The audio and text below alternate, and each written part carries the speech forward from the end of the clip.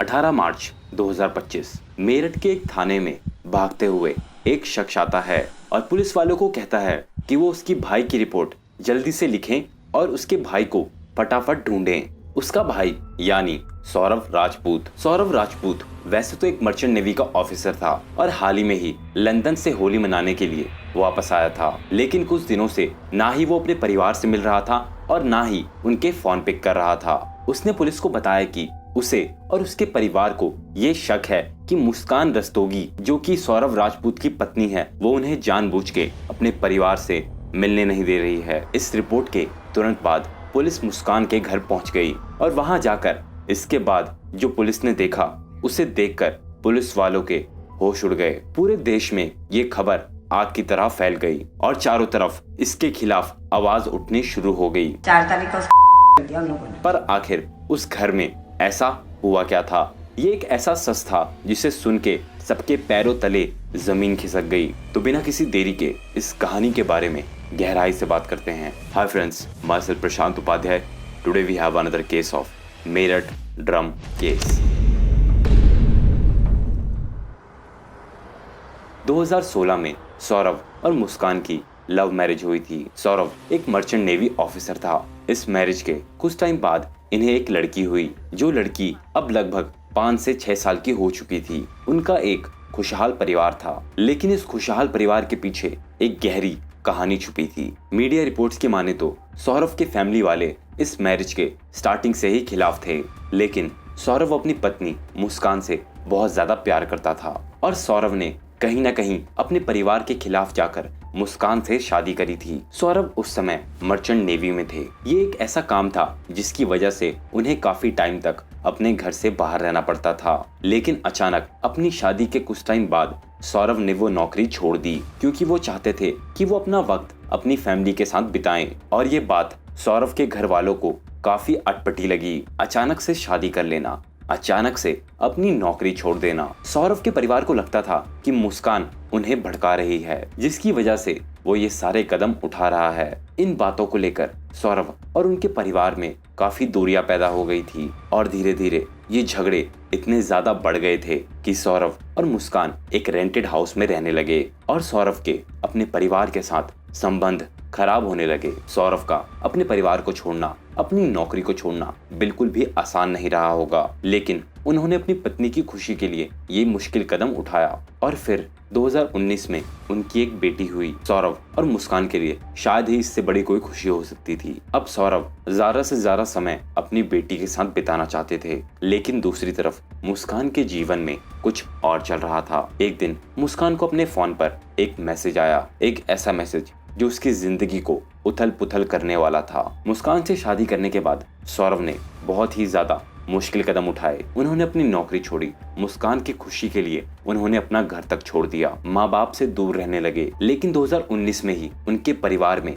कुछ और भी हो रहा था। मुस्कान के कुछ स्कूल के दोस्तों ने एक व्हाट्सएप ग्रुप बनाया। उस ग्रुप में मुस्कान के कई पुराने दोस्त थे और उन्हीं में से एक था साहिल शुक्ला मुस्कान का पुराना लवर था। स्कूल के टाइम में मुस्कान और साहिल एक दूसरे को पसंद करते थे।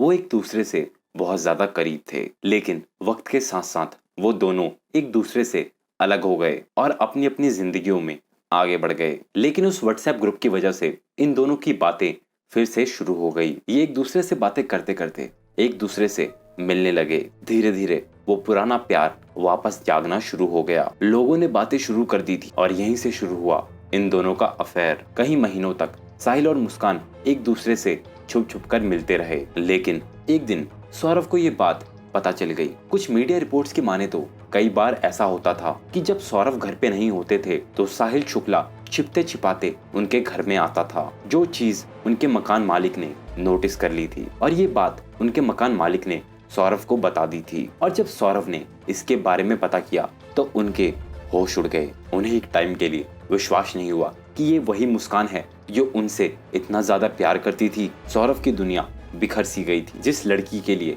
उन्होंने अपना घर छोड़ा, अपने माँ बाप को छोड़ा, अपनी नौकरी तक छोड़ दी, उस लड़की ने उनके साथ ऐसा किया। नेचुरली अब उन दोनों के बीच लड़ाइयाँ शुरू हो गई थी, जिसके बाद उनकी लड़ाइयाँ इस हद तक बढ़ गई कि उनकी फैमिलीज को इन्वॉल्व होना पड़ा और उसके बाद सौरभ ने मुस्कान को डाइवोर्स देने का फैसला किया। लेकिन इन सभी झगड़ों में सौरभ और उनके परिवार का ध्यान उस छोटी सी बच्ची पे गया जिसकी इसमें कोई भी गलती नहीं थी। अगर सौरभ और मुस्कान दोनों अलग हो जाते तो सबसे ज्यादा असर उस छोटी सी बच्ची पे ही पड़ता। सौरभ और उसके परिवार ने उस बच्ची का ध्यान में रखते हुए ये डिसाइड किया कि वो अपनी बच्ची के लिए एक दूसरे को एक एक मौका और देंगे। लेकिन ये शादी और उस बच्ची का फ्यूचर शायद सौरभ के लिए ही मैटर करता था, मुस्कान के लिए नहीं। मुस्कान के लिए अब सिर्फ साहिल मैटर करता था। अब मीडिया रिपोर्ट के हिसाब से साहिल एक ड्रग एडिक्ट था, एक अल्कोहलिक था जो ना ही किसी से बात करता था और ना ही किसी से मिलता था। अपने घर में अपनी बूढ़ी दादी के साथ अकेला रहता था। उसकी माँ का देहांत हो चुका था और उसके माँ के देहांत की वजह से वो एक बहुत ही गहरे सदमे में था। लेकिन साहिल के बारे में एक बात बहुत ही ज्यादा अजीब थी। साहिल ब्लैक मैजिक में बहुत ज्यादा विश्वास करता था। वह काले जादू के बारे में बहुत ही ज्यादा ध्यान से पढ़ता था। इस पूरे केस में साहिल का ये बिलीफ एक बहुत ही बड़ा फैक्टर बनने वाला था। धीरे धीरे साहिल ने अपनी नशे की आदतें मुस्कान को भी लगा दी थी। अब मुस्कान भी नशे के ऐसे एक जाल में फंस चुकी थी जहां से निकलना बहुत ही ज्यादा मुश्किल था। इसके बाद वक्त बीता और सौरभ को लंदन जाना पड़ा। वहां एक पराये मुल्क में सौरभ अपनी पत्नी, अपनी फैमिली और अपनी बेटी के लिए बहुत ज्यादा मेहनत कर रहे थे। वहीं दूसरी तरफ सौरभ और मुस्कान के लिए सब कुछ बहुत ही ज्यादा आसान हो गया था। उनको रोकने वाला घर पर कोई भी नहीं बचा था। इस नई फ्रीडम की वजह से वो दोनों एक दूसरे से बहुत ही ज्यादा आराम से मिलते थे। दोनों एक साथ अपना टाइम स्पेंड करते थे। ड्रग्स और अल्कोहल उनकी दिनचर्या का पार्ट बन गया था। मुस्कान की जिंदगी बहुत ही ज्यादा अच्छी चल रही थी क्योंकि कोई भी रोकने टोकने वाला नहीं था। सौरभ लंदन से अपनी बेटी के लिए पैसे भेजता रहता था। सब कुछ एकदम बढ़िया चल रहा था। लेकिन तभी मुस्कान को एहसास होना शुरू हो गया कि सिर्फ एक ही चीज है जो उनकी खुशहाल जिंदगी को खराब कर सकती है, जो है सौरभ राजपूत। और वहां से मुस्कान ने अपनी हैवानियत का खेल शुरू किया। मुस्कान को पता था कि सौरभ जब भी वापस आएगा तो वो उसे नशे और साहिल से दूर कर देगा और अब उसे एक परमानेंट सोल्यूशन चाहिए था इस प्रॉब्लम का। और तभी उसके दिमाग में एक खुराफाती आइडिया आया जो था सौरभ का।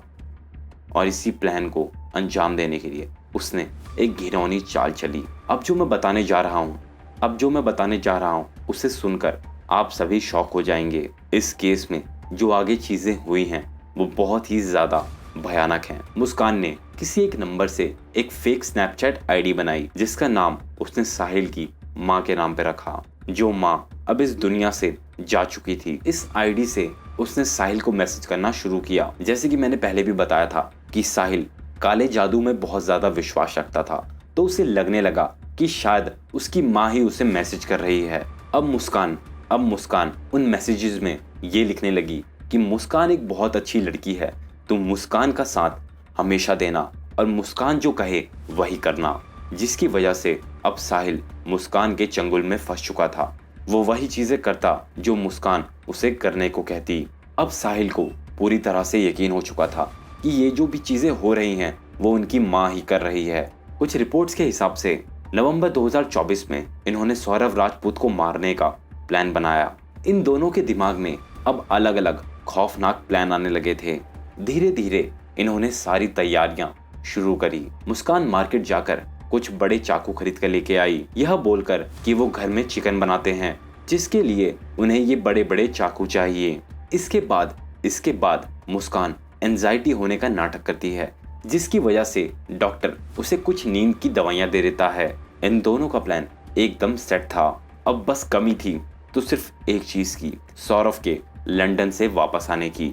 कुछ ही दिनों बाद सौरभ खुद अपने घर आ रहा था और सौरभ को ये अंदाजा भी नहीं था कि उसके साथ आगे क्या होने वाला है। अपनी बेटी का बर्थडे मनाने के लिए वो इंडिया वापस आया। 24 फरवरी 2025 को कुछ रिपोर्ट्स के हिसाब से 25 फरवरी को मुस्कान का भी बर्थडे था, तो सौरभ ने सोचा कि आकर वो दोनों को सरप्राइज कर देगा। इतनी मोहब्बत सौरभ के दिल में तब भी थी। वहीं दूसरी तरफ मुस्कान ने 25 फरवरी को ही बिना एक भी दिन गवाए अपने प्लान को अंजाम देने का फैसला किया। उसी 25 फरवरी की रात को मुस्कान ने नींद की दवाइयां सौरभ के खाने में मिला दी, जिसके बाद सौरभ बेहोश तो नहीं हुआ, वो हल्का फुल्का नशे में जरूर था, पर अब भी वो होश में था। ऐसे में मुस्कान ने सोचा कि सौरभ पर हमला करना बहुत ही ज्यादा मुश्किल होगा, जिसकी वजह से उस दिन उन्होंने सौरभ को छोड़ दिया। वो रात सौरभ बच गया था, पर अगले दिन की रात कितनी ज्यादा काली होने वाली थी ये सौरभ को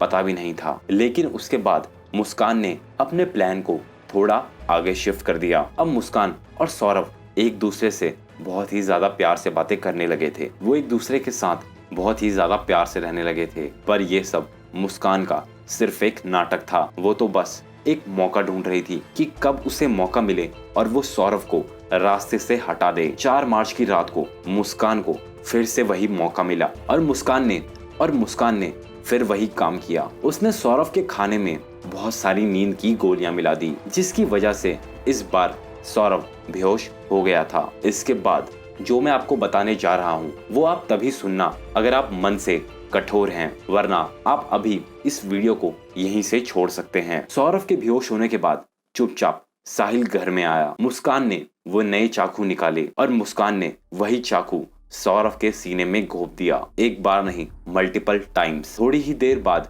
साहिल ने एक और चाकू निकाला और उस चाकू से उसने सौरभ की गर्दन को धड़ से अलग कर दिया। इस घिनौने काम को अंजाम देने के बाद मुस्कान ने सौरभ की बॉडी को बेड के अंदर डाल दिया और रात को बहुत ही ज्यादा आराम से सो गई। फिर इसके बाद अगला दिन हुआ। 5 मार्च को साहिल और मुस्कान को सौरभ की बॉडी को ठिकाने लगाना था, जिसके लिए साहिल कहीं से एक बहुत बड़ा ड्रम लेके आया और साथ ही कुछ बोरी सीमेंट। उन्होंने सौरभ की बॉडी के 12 टुकड़े करे और उसके बॉडी के टुकड़ों को सीमेंट के घोल के साथ उस ड्रम में डाल दिया। एक 29 साल का हंसता खेलता सौरभ अब एक सीमेंट के ड्रम में तब्दील हो चुका था। सौरभ अब लोगों की नजरों से दूर इस कंक्रीट में पत्थर बन चुका था। ये सब करने के बाद बाथरूम साफ किया गया और घर को एकदम चमकाया गया, मानो उस रूम में कुछ हुआ ही ना हो। और अब मुस्कान और साहिल ने एक नया खेल शुरू किया। मुस्कान ने अपनी बेटी को नानी के घर भेज दिया, ये कहकर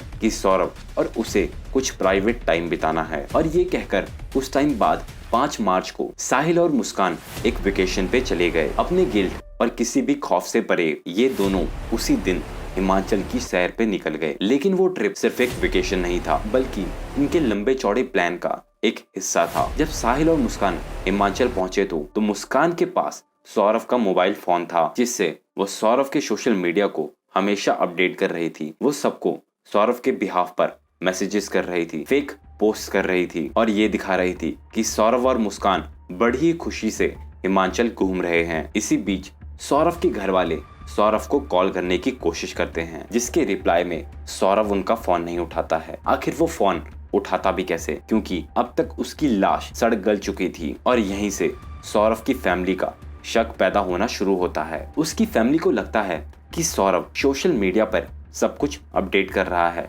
सोशल मीडिया पे जवाब मांगो तो वो फटाफट सबका रिप्लाई कर रहा है, पर वो किसी का भी कॉल नहीं उठा रहा है। आखिर ऐसी कौन सी बात थी जिसकी वजह से सौरभ उनका कॉल नहीं उठा रहा था। इसके एक आध दिन के बाद होली थी। सौरभ ने सबको होली की बधाई भी दी, पर किसी को भी सौरभ ने कॉल नहीं किया। इसके बाद भी सौरभ की फैमिली सौरभ को कॉल करती रही, पर सौरभ की तरफ से उन्हें एक भी आंसर नहीं मिला। इसके बाद मुस्कान और साहिल वापस मेरठ आ गए। जब मुस्कान वापस मेरठ पहुंची तो सौरभ की फैमिली ने मुस्कान से पूछा कि सौरभ कहाँ पे है, तो उसने कहा कि सौरभ अभी भी हिमाचल में ही है और वो अकेले वापस आ गई। मुस्कान के अकॉर्डिंग सौरभ अभी भी हिमाचल में ही था। कुछ रिपोर्ट्स के हिसाब से ये बात भी सामने आई है कि जब सौरभ की बेटी अपनी नानी के घर से वापस आई तो उनके आसपास के लोगों ने उनकी बेटी से पूछा कि बेटा, आपकी मम्मी तो घर पे आ गई है, आपके पापा कहाँ पे हैं? तो उनकी बेटी ने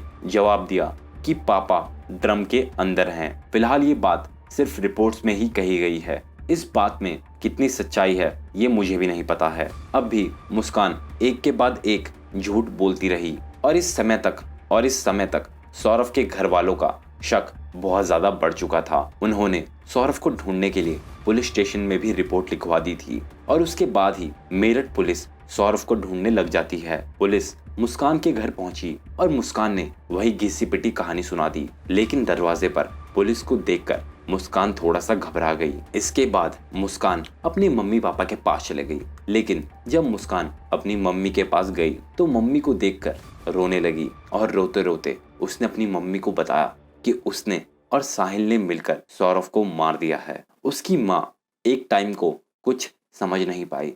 फिर उसके बाद उसकी माँ ने फिर से मुस्कान से पूछा, तू क्या बोल रही है? जिसके जवाब में उसने पूरी कहानी अपनी माँ को बता दी। जिसके बाद उसकी माँ चाहती तो थी कि वो अपनी बेटी मुस्कान को बचा ले, पर सौरभ राजपूत को भी वो अपने बेटे की तरह मानती थी, जिसकी वजह से वो अपनी बेटी को लेकर पुलिस स्टेशन पहुंची और उन्होंने खुद अपनी बेटी को पुलिस के हवाले किया। इस पूरी कहानी को पुलिस को सुनाने के बाद पुलिस के भी होश उड़ गए। इसके बाद इन्वेस्टिगेशन स्टार्ट हुई। पुलिस वाले मुस्कान के घर पहुंचे और वहां उन्हें मिला वो नीले रंग का ड्रम, जिस ड्रम से बहुत ही अजीब सी बदबू आ रही थी। उस ड्रम में सब कुछ पत्थर बन चुका था। जिसके बाद उस ड्रम को कटवाया गया और उसमें मिली सौरभ की सड़ी गली लाश। फिलहाल आज के इस केस में अभी तक हमें इतनी ही इंफॉर्मेशन मिली है, इसलिए आज का ये केस हम यहीं खत्म करते हैं।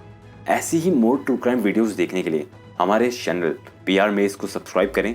तब तक के लिए नमस्कार।